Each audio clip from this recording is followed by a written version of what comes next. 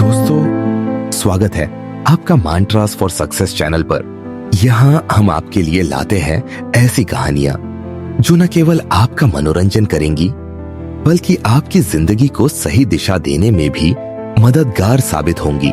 कई बार हम सब सोचते हैं कि हमारी जिंदगी खराब है क्योंकि हमारा भाग्य हमारे साथ नहीं है। हम शिकायत करते हैं, रोते हैं और दूसरों को दोष देते रहते हैं। लेकिन क्या सच में सिर्फ भाग्य ही हमारी जिंदगी बदलता है, या फिर हमारी मेहनत, हमारे कर्म ही असली भाग्य बनाते हैं?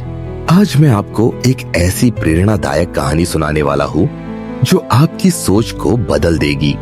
तो आइए शुरू करते हैं। एक छोटे से गांव में एक लड़का रहता था। उसके पिता ने बहुत सारा धन संपत्ति छोड़कर गए थे, लेकिन वह लड़का लापरवाह था, फिजूल खर्ची करता रहा और धीरे धीरे उसका सारा पैसा खत्म हो गया। एक दिन वह अपने घर के बाहर बैठा जोर जोर से छाती पीटकर रो रहा था और अपने भाग्य को कोस रहा था। कितना बुरा भाग्य है मेरा, सब कुछ था लेकिन आज मेरे पास कुछ भी नहीं बचा। उसी समय वहां से एक विद्वान गुजर रहे थे। उन्होंने लड़के को रोते देखा और उसके पास जाकर बोले, बेटा, अगर तुम ऐसे भाग्य को कोसते रहोगे तो भाग्य तुमसे नाराज होकर दूर चला जाएगा, और अगर भाग्य दूर चला गया तो तुम्हें उसकी तलाश करनी पड़ेगी। लड़के को ये बात हंसी में उड़ाने लायक लगी। उसने कहा, भाग्य भी कहीं किसी आदमी की तरह भाग सकता है क्या? क्या पागलपन की बातें कर रहे हो आप? लेकिन उसी रात जब वह सोया, उसे एक अजीब सपना आया। सपने में उसने देखा कि उसका भाग्य एक आदमी के रूप में ऊंचे पहाड़ की चोटी पर खड़ा है और उसकी ही तरह छाती पीटकर कह रहा है, यह लड़का मुझे कोसता है, मुझसे नाराज है, मैं अब इसे छोड़कर जा रहा हूं। लड़का चौंक कर उठ गया। उसने सोचा, शायद सच में मेरा भाग्य मुझसे दूर हो गया है। अगर मुझे खुशियां और पैसा वापस चाहिए तो मुझे अपने भाग्य को खोजना पड़ेगा। अगले ही दिन वह यात्रा पर निकल पड़ा। कुछ दूरी तय करने के बाद उसे एक छोटा पहाड़ मिला। वहां एक शेर पेड़ के नीचे बैठा था। लड़का डर कर चुपचाप निकलने लगा, लेकिन शेर ने आवाज दी, डरो मत, मैं तुम्हारा शिकार नहीं करूंगा। दरअसल मैं बहुत सालों से बीमार हूं और शिकार करने लायक ताकत ही नहीं बची है। बताओ, तुम कहां जा रहे हो? लड़के ने बताया, मैं अपने भाग्य को खोजने जा रहा हूं जो पहाड़ की चोटी पर रहता है। शेर ने कहा, अगर तुम्हें भाग्य मिले तो उससे मेरे सवाल का जवाब पूछ लेना। मेरी बीमारी कब ठीक होगी? अगर जवाब लाकर दोगे तो मैं तुम्हें इनाम दूंगा। लड़के ने हामी भर दी और आगे बढ़ गया। कुछ और आगे बढ़ने पर लड़के को एक सुंदर फल बगीचा दिखाई दिया। वह भूखा था। उसने एक फल तोड़ा और खाने लगा, लेकिन फल कड़वा निकला। तभी बगीचे का मालिक आ गया और बोला, भैया, यही हाल है, मेरे बगीचे के सारे फल कड़वे हैं। सालों से परेशान हूँ, कोई उपाय नहीं मिल रहा। लड़के ने अपनी यात्रा की बात बताई तो बगीचे का मालिक बोला, अगर सच में भाग्य से मिलोगे तो उससे मेरे सवाल का जवाब पूछना, मेरे बगीचे में मीठे फल कब आएंगे? अगर जवाब मिला तो मैं भी तुम्हें इनाम दूंगा। लड़का बोला, ठीक है, पूछ कर आऊंगा। आगे बढ़ते बढ़ते उसे एक शानदार महल दिखाई दिया। वह थोड़ा थक गया था तो उसने सोचा कि कुछ देर आराम कर ले। महल में जाने पर उसने देखा कि वहां एक बहुत सुंदर कन्या रहती है। लेकिन अजीब बात यह थी कि इतने बड़े महल और ऐश्वर्य के बावजूद भी वह लड़की हमेशा उदास और निराश थी। लड़के ने पूछा, तुम्हारे पास सब कुछ है, फिर भी तुम दुखी क्यों हो? लड़की बोली, यही तो मेरी समस्या है, पता ही नहीं चलता कि खुशी कब मिलेगी। अगर तुम अपने भाग्य से मिलोगे तो उससे पूछना कि मैं खुश कब होऊंगी। अगर जवाब लाओगे तो मैं तुम्हें इनाम दूंगी। लड़के ने वादा किया और आगे बढ़ गया। आखिरकार वह ऊंचे पहाड़ की चोटी पर पहुंचा। वहां सचमुच एक आदमी खड़ा था। उसका नाम था भाग्य।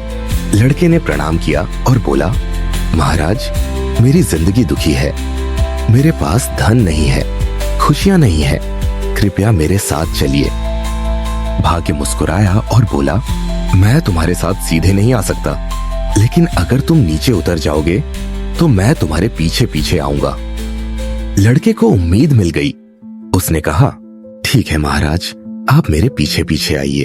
फिर उसने बाकी तीनों सवाल भी पूछे और उनके जवाब लेकर वापस लौट पड़ा। सबसे पहले वह उस राजमहल में गया। वहां जाकर उसने उस सुंदर कन्या को उसका उत्तर दिया।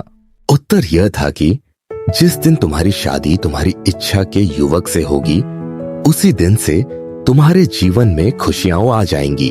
लड़की ने तुरंत कहा, तो फिर तुम मुझसे विवाह कर लो, तुम्हें राजमहल इनाम में मिल जाएगा, हम सुख से रहेंगे। लड़के ने मुस्कुराकर कहा, क्या करूं, मेरा भाग्य मेरे पीछे आ रहा है, इसलिए मैंने सब कुछ छोड़ दिया और वहां से निकल आया।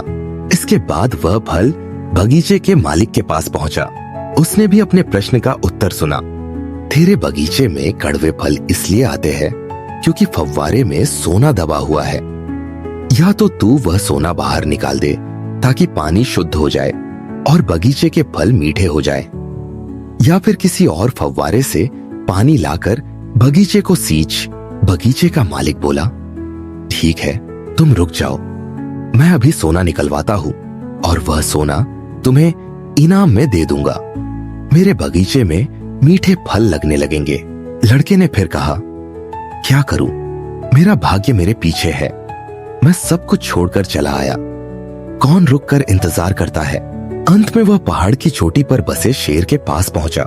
शेर ने पूछा, यात्रा कैसी रही, बाकी लोगों के प्रश्नों का क्या हुआ। लड़के ने कहा, हाँ शेर महाराज, मैंने उन दोनों के भी प्रश्नों का उत्तर दिया, लेकिन मैंने उनके इनाम ठुकरा दिए क्योंकि मेरा भाग्य मेरे पीछे पीछे आ रहा था। शेर ने गंभीर स्वर में कहा, तो बताओ मेरे प्रश्न का उत्तर क्या है।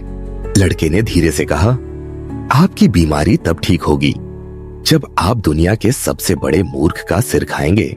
शेर जोर से हंस पड़ा और बोला, तो आजा बेटा, तुझसे बड़ा मूर्ख और कौन हो सकता है।